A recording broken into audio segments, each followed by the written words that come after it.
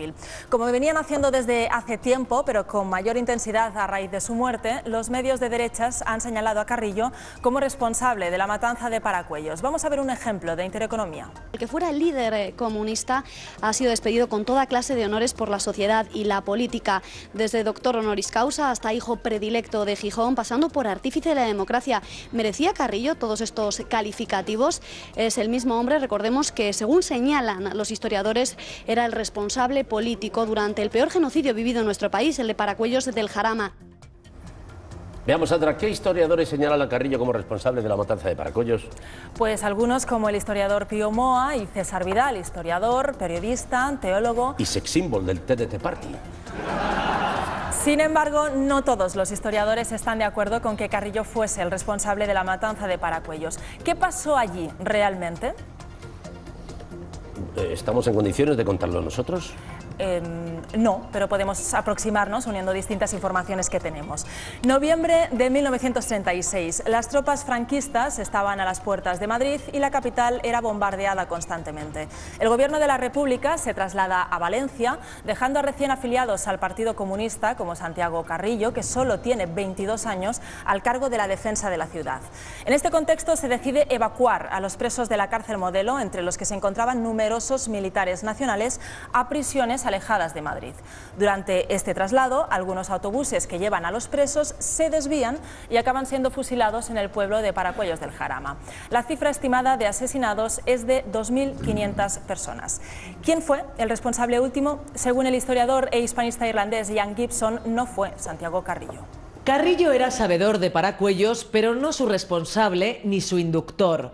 Los que mandaban eran los asesores rusos, que tenían métodos estalinistas terribles y espantosos. Sí, Ian Gibson es un gran historiador, aunque yo siempre fui más fan de su hermano, Mel. Otro historiador, en este caso británico, Paul Preston, coincide con Gibson. No le considera inductor de la matanza, aunque afirma que era imposible que no conociera los hechos. Llegado el momento, las órdenes para la evacuación de los presos no las firmaron Carrillo ni ningún otro miembro de la Junta de Defensa. Gracias a Ian Gibson y Paul Preston conocemos la verdad sobre los hechos de la historia reciente de España. Espero que pronto escriban un libro titulado Toda la verdad sobre Ricky Martin, el perro y la mermelada. Otro ejemplo, y este más cercano. Hoy el diario El Mundo, que no es precisamente fan de Carrillo... Perdona, Sandra, no se dice fan, ahora se dice follower. Bien. Pues El Mundo publica un artículo sobre Paracuellos en el que incide en la teoría de que la responsable de la masacre fue la policía secreta de Stalin.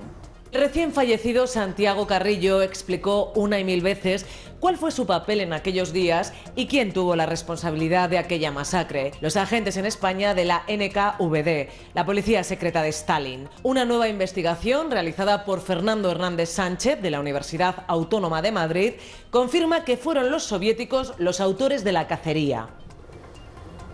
Os contaré un cuento. Había una vez un chico al que la historia le parecía un coñazo y por eso dejó de estudiar y se hizo cómico. Triunfo. Le dieron un programa. Y de repente su programa se convirtió en un programa de historia. Mi mayor pesadilla. Ahora cuando entro al despacho del jefe de la Sexta ya no pregunto si me subo el sueldo, le pregunto si va a entrar en el examen.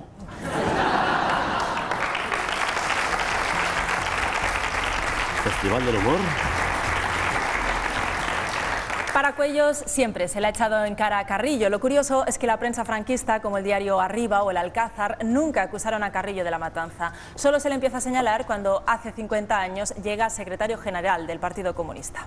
Sí, a la derecha nunca les han gustado los comunistas y mucho menos si son drag queens. Y Carrillo era las dos cosas, tenía carné de comunista y peluca de drag queen. En todo caso, esto es lo más cerca que hemos podido estar de conocer la verdad sobre este asunto. Lo que es cierto es que la matanza de Paracuellos demuestra que no todas las heridas de la guerra civil están cerradas, como afirman muchos que están en contra de la ley de la memoria histórica y que sugieren que lo mejor es el olvido, aunque paradójicamente recurran a ella cuando les conviene. Un ejemplo de este doble juego lo vemos en el presidente de Nuevas Generaciones del Partido Popular en Madrid, Pablo Casado. El día que fallecía Carrillo, Casado hacía referencia a su abuelo represaliado por el franquismo para dar más peso a sus palabras. Le escuchamos. Mi abuelo fue represaliado por el franquismo. Entonces tengo la autoridad de que cuando alguna tertulia me dicen, porque este chico será un fachilla, no, en mi caso lo conozco de cerca, pero no se me ocurriría, perdona Luis, no se me ocurriría defender al franquismo y sin embargo tengo que asistir estupefacto en debates universitarios, en debates parlamentarios, como en el siglo XXI en España se sigue defendiendo el comunismo. Es el mismo Pablo Casado que el 20 de septiembre de 2008 afirmaba lo siguiente para oponerse a la ley de memoria histórica.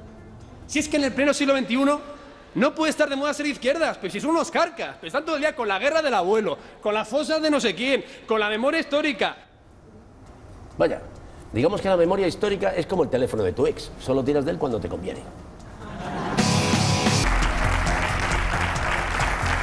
Como prometimos ayer, hoy vamos a ver el paso de Santiago Carrillo de cuerpo presente por las tertulias del TDT Party. Santiago, allá donde esté, enciéndase un cigarrillo, empieza la diversión.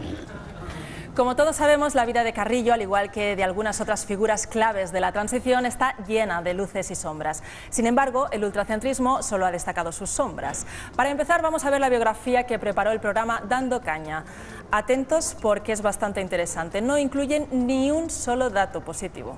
A los 18 años lideró las Juventudes Socialistas y poco después se las entregó al Partido Comunista. Puso en marcha, junto con otros miembros de la Junta de Defensa de Madrid, la matanza de Paracuellos. Miles de madrileños fueron asesinados por no sumarse a la revolución.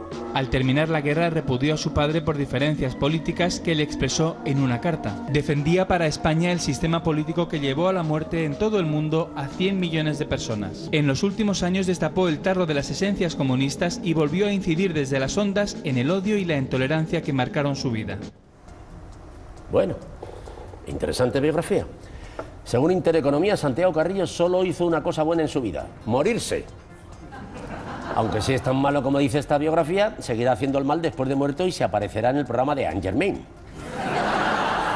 Carlos Dávila, por su parte, ampliaba un poquito más la biografía de Carrillo y añadía un nuevo dato, que era un hipócrita. Lo escuchamos. Era un enorme cínico. Carrillo se adaptaba a cada una de las situaciones en función de lo que quedaba o lo que se llevaba en ese momento. Yo creo que era un hombre que no creía ni en la aspirina.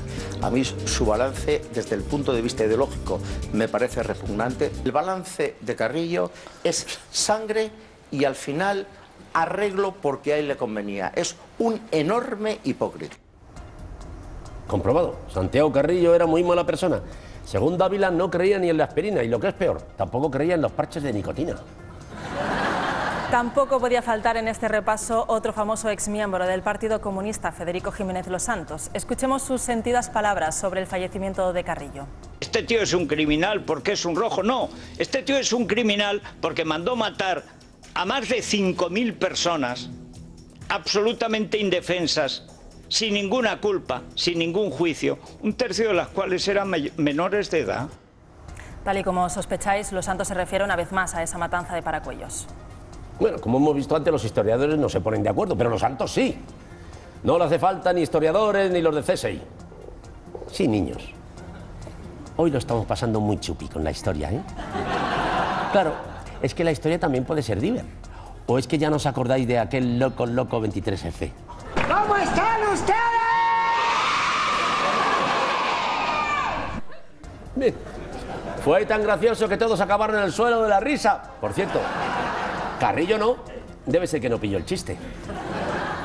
Sigamos con otro habitual en las tertulias del TDT Party, José Javier Esparza, que añadía su granito de arena a la biografía de Carrillo, calificándole como totalitario. Hizo cosas horribles y las hizo pensando que lo hacía para salvar a la humanidad. Es este último punto el que a mí me parece relevante cuando se examina la biografía de un hombre que ha sido eso, es decir, la personificación del totalitarismo del siglo XX, ¿no? Es esa perversión mental que lleva a pensar que en la destrucción de la humanidad reside la salvación de la humanidad. Carrillo ha vivido eso en primera persona muchos años.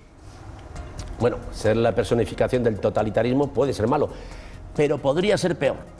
Volvamos a ver el último plano. Miren la imagen de la derecha. De momento Carrillo se está librando del insulto más merecido. ¡Carapán! En aquellos tiempos sus adversarios, en vez de Santiago Carrillo, le llamaban Santiago Carrillada.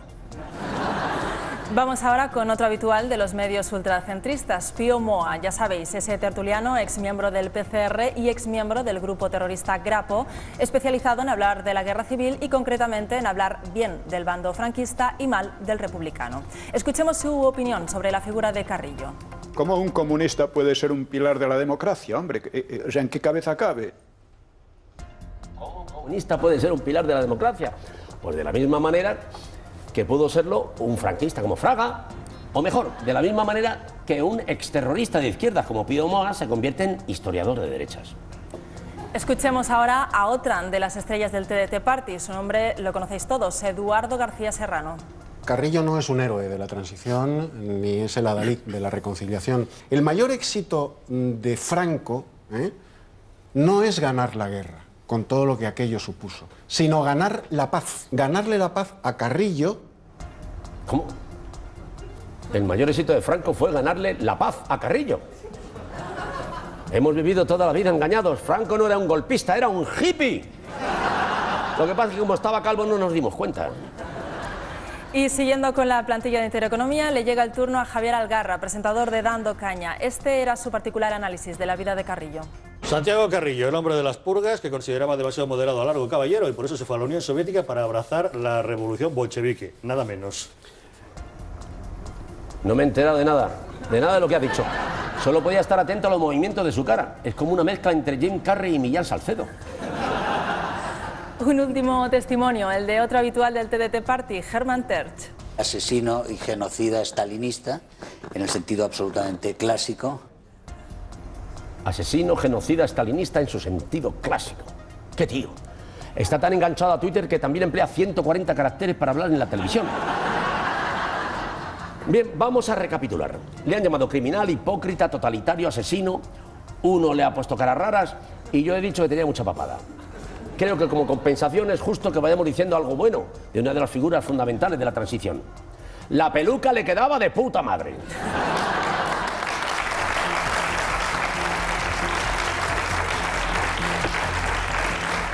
Puedes seguir, Sandra Sabatés. Gracias. La fijación por resaltar las sombras en la figura de Carrillo contrasta con la exaltación sin fisuras que hace meses el TDT Party hacía de otra figura polémica de la transición, Manuel Fraga.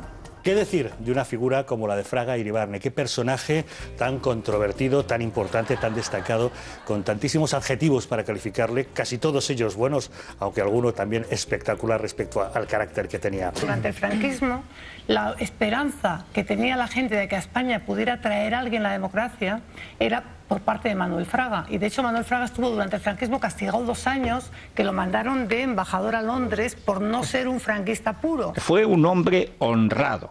Aparte de un hombre leído, de un hombre culto, cosa rara en la política española, desde luego intelectualmente ha sido de lo mejor que ha tenido. Yo creo que hay figuras inigualables y desde luego Manuel Fraga es una de ellas. Para mí es una persona con gran vocación de servicio, con un gran sentido de Estado.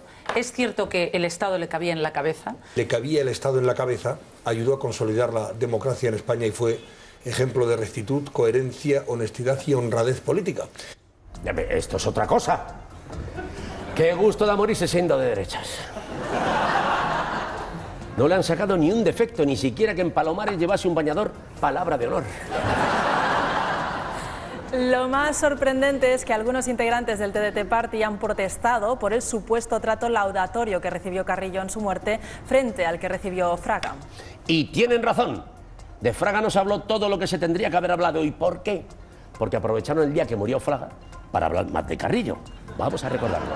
La noticia está hoy llenando todas las portadas, llenando todos los telederos, la muerte de don Manuel Fraga. Hablaremos de todo ello y, cómo no, de una persona que tenía que sacar los pies del tiesto, el señor Carrillo, pues que ha tenido que ir a destacar el día de la muerte de don Manuel Fraga, que era muy autoritario, que era muy bruto, que era muy no sé qué. Bueno, pues ahí estaba Carrillo saliéndose del tiesto. A mí me parece que diciendo la sandez que ha soltado, señalando que no se puede hablar de Fraga como un gran demócrata, demuestra pues que seguramente este señor, contrariamente a lo que les pasa a muchos hombres y mujeres, que a medida que van haciéndose mayores, pues están lúcidos y están despiertos y tal.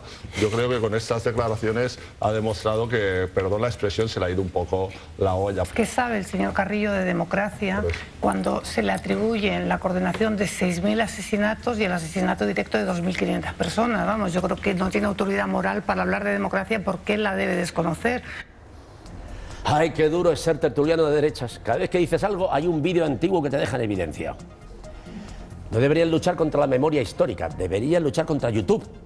En fin, una lástima que hayamos perdido a los dos. Eran amigos, contribuyeron a la transición democrática y en intereconomía han aprovechado que ya no están para volver a la España de 1939.